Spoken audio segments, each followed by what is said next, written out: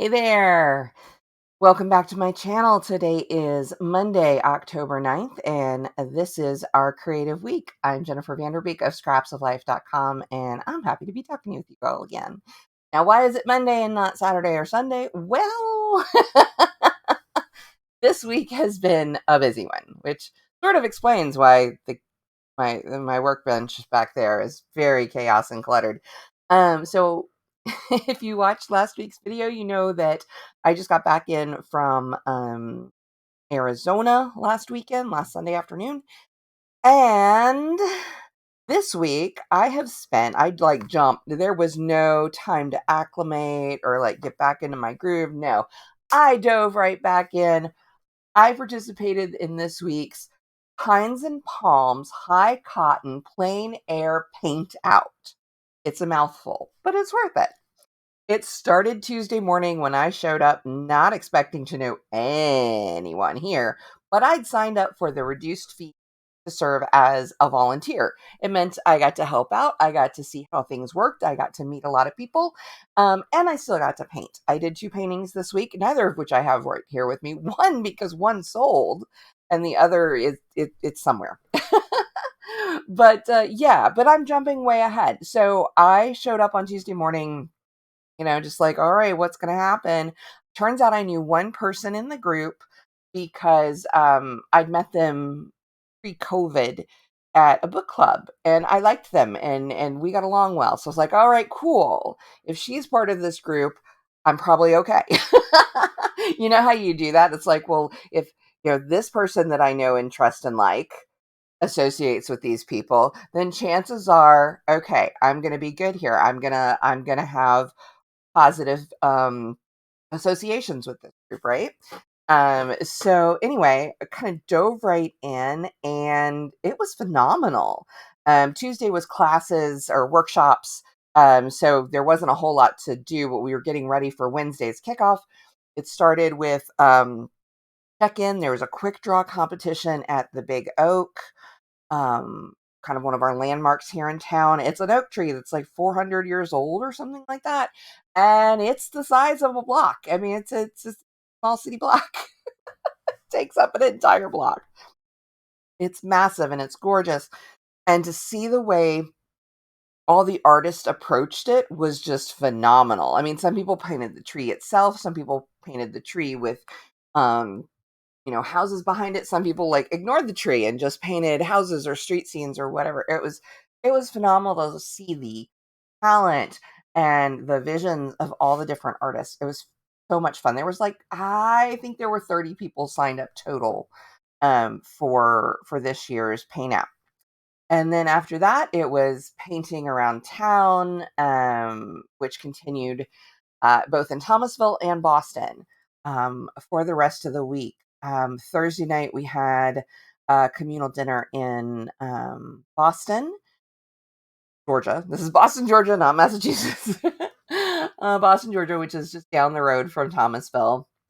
And one of the artist wives, well, the wife of one of the artists. Yeah, let's reformat that sentence. The wife of one of the artists, Joe Palmerio is the artist. His wife Joya, so gracious over the years to apparently provide this Italian feast. One night of the paint out for the last few years, and I'd heard amazing things, and they were the hype was real.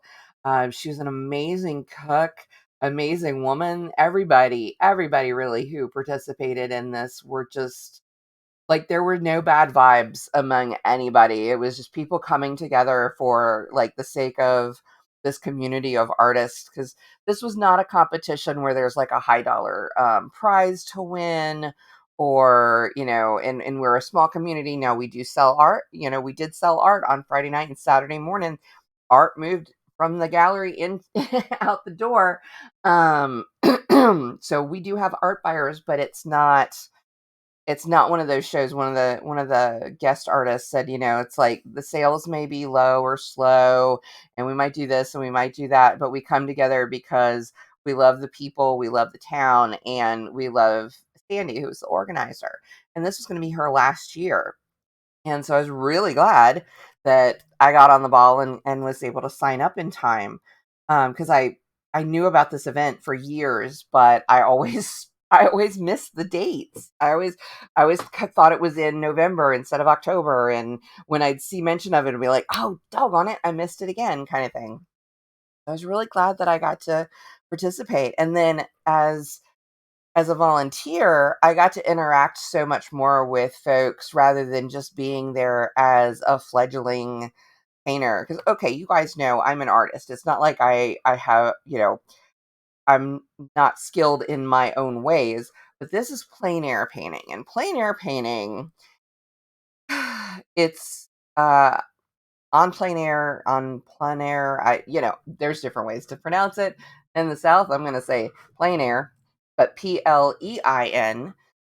It's in the open air painting. So you're painting um, just what you see outside, and there's a big focus, which is not something that I'd done before, on catching light and shadows. And so that was something that I kind of was starting to get an understanding of as the week went on, and starting to see, okay, I understand what they're going for now and how they're composing their pieces. It's also back in the day of like Monet and so forth. The Impressionists, the French Impressionists, the Impressionists. There we go. I can speak. Yeah, they popularized this quite a bit. And so impressionistic painting is very different from the illustration or detail oriented stuff that I gravitate towards. And there are a few other people who plein air was not their strong suit by any, means, but they were wanting to try it, and so it was fun not to be the only person that wasn't like an expert at this. But even though I was kind of a newbie, more or less to this type of art, and these artists are just amazing. There were watercolorists, there were oil painters, um, there was one of our host artists works with pastels. I mean, just so many different ways to manipulate the mediums and present what they saw and what they were trying to capture.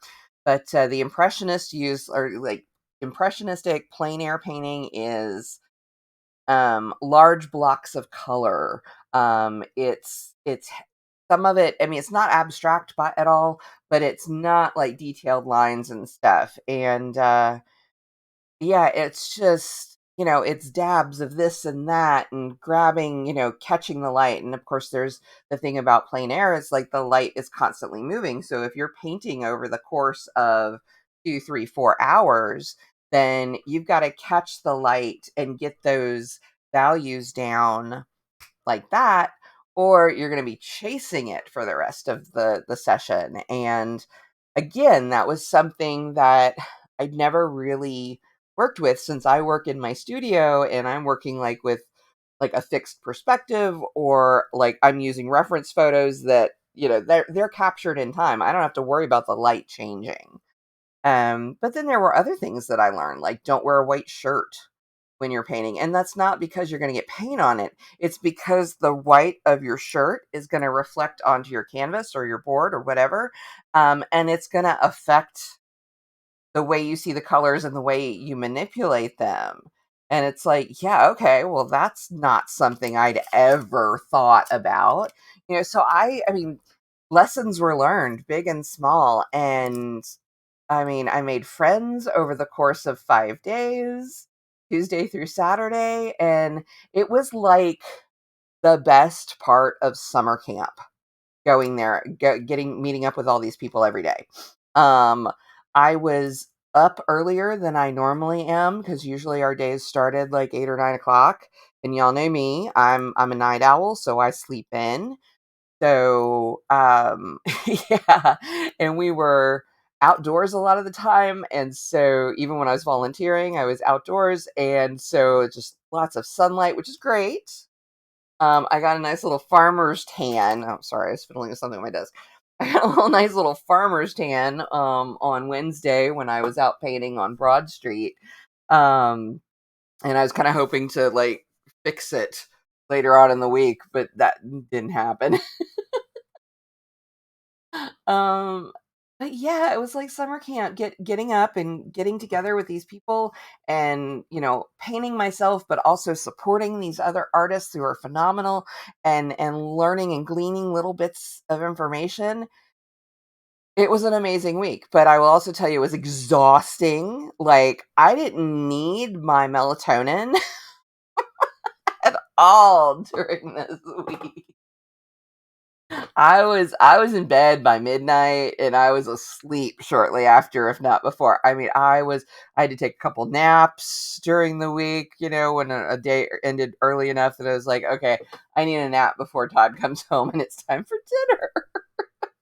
I mean, I was exhausted, but the sun does kind of make me tired sometimes, but that's like a known thing for me. But yeah, it was so bizarre to be so happy while being like and our weather was great. Oh my gosh, we got so lucky. Our weather was fabulous. I mean, it was still warm, it was still hot. The sun, but like the overall, the sky was blue and it was crisp and cool outside. We've got that like false fall kind of getting. I don't know that we're really in fall yet, but I'm hoping. I know better, but I'm hoping. Um and yeah, it's just been phenomenal. And there's a better than average chance that I might be involved with continuing this festival come next year. I don't know. There's still a lot to be worked out, but like I said before, the person who started this festival and has continued it for 7 or 8 years now, she's stepping down so she can do some of her own stuff. It's time for someone else to step up, and overwhelmingly there's a sentiment that maybe I would be that person, which just boggles my mind. And this is not false modesty. This is like, I know I'm helpful and I know I can be really like excited and cheerleader-ish when things are going, and but I didn't realize how much of a positive impact or impression I was making to these people who do this. This is what they do. They go from festival to festival to festival. And yeah, so time will tell. Talks will be had. But yeah, when at the fair, at the wrap up and everything, my the most I was able to commit to, because again, I've known these people in this festival for 1 week, not even at that point. And I'm like, look, I am definitely open to being part of making sure this happens next year. Whether that means that I end up being the person in charge of, like, organizing it and running it, or if I'm part of a committee that does it, I don't know. I don't know. But it was such an amazing thing, and I would hate to lose that in this town. um, I just think, yeah, it would be a shame. And so, yeah, it might be up to me. Who knows? Who knows? We're gonna see what happens. Anyway, the other thing I got to do, which was completely different, was I got to hang a show. Okay. So all the painters are working throughout the week. And then on Friday evening, we had an art show and sale that continued through Saturday morning. Well, all those paintings had to get up on the wall. So I got to help hang a show. Never done that before. I mean, obviously, I understand the concept of putting art on a wall kind of thing. But considering like where the light's going to hit and if there's a area of the room, or we're having to use tables to display some on easels. If there's not a downlight or an uplight hitting that area, then you have to like, okay, we need to make sure that the brighter paintings are here and that the darker ones are under, are getting enough light, and we have to make sure things are spaced. It was like creating a gallery wall on steroids, basically, and in the space of about 2 hours, because the artist had to bring everything in by a certain time, and then we had to get it hung in that 2 hours so that then the judges come in and see things sans chaos. So that was another, first for me. I hadn't done that before. Now I can say, yes, I have assisted, and I learned some things. Was everything done perfectly? Of course not. You know me, we don't do perfect here. Was everything done well? Yeah, I think so. But I learned things from people who helped set up the hall in the morning. They said, this and this happened last year, so you might want to consider these things. And then I learned things going on, like interacting with the artist about their art and the frames and all this stuff. That was the other thing. Oh gosh, plein air part artists, they frame in the field. There's none of this finishing a painting, waiting and taking it to a frame shop and getting it framed, and getting it back in a week. No, they have their frames with them. They frame it immediately for these sales to happen, called wet paint sales, for obvious reasons, especially when it's oil paint. So that was another thing. It was like, oh my gosh, you have to be able to create custom frames on the spot, or you have to plan ahead so okay, I have frames in this size, so this is the size board I'm going to use, or whatever, or canvas. That was wild to me. So yeah, just the whole thing. But I learned a lot. I kind of took a lot of mental notes that I need to sit down and transcribe into physical notes again, potentially for next year. And yeah, so it was a phenomenal experience. But that is where my time has gone this week. That is where my creativity went. And I got to have so many wonderful conversations with people about the importance of creativity, both the artists as well as other support people. Um, I, like I said, I painted 2 paintings. I sold one, the one I did not think I was going to sell, because I was like, it was the first one I did. And I'm like, I don't know. The more I look at it, the more I see that I don't like, but it conveyed something that someone else liked. It was a painting of one of the downtown stores. And they're like, "We love that store. It's a perfect little keepsake." Boom. And I'm like, "Well, I'll be damned."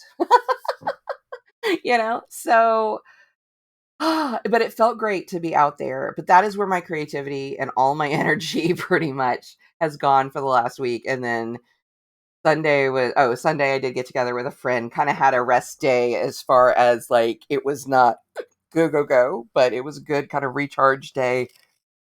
Um, Spent with a good friend. And yeah, so now this week I'm going to kind of be getting back into a somewhat normal groove for me. So I hopefully will have something to like actually show you next week. But if you're curious about plein air, do a search for plein air festival in your area.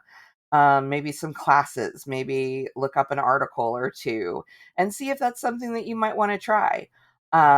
It's both simple and complex, but it's incredibly rewarding too. And if you're curious about it, but you don't know exactly how to do it, there's a lot of artists out there that will teach. At these festivals, there's usually demos or workshops. So you can kind of plunge in that way. Or you can do what I did. You can volunteer and you can learn as you get to know people and as you see their work. So anyway, that's me. That's been my creative week. Hopefully yours has been as positive. I know there's a lot of crazy, a lot of horrible stuff going on in the world. I've taken back that crazy, because I really don't like using that, but it slips into my vocabulary sometimes. There's a lot of horrible and awful going on in the world. And I know it feels like, what's the point of art when stuff, when bombings and war and everything are going on, when the economy continues to do what it does, and the haves and the have-nots, the gulf gets wider and stuff. But you know what? Art and creativity are still so incredibly important, because they enrich our lives. And so when I say I hope you have a creative week, or you are able to fill your creative well somehow, it's as much for your well-being as it is to put new creations out in the world. That's all we can do sometimes. But it's enough, and be enough for that one moment, that one person. So have the best week you can ahead of you. I will be back next week with another update, and I wish you well. Bye.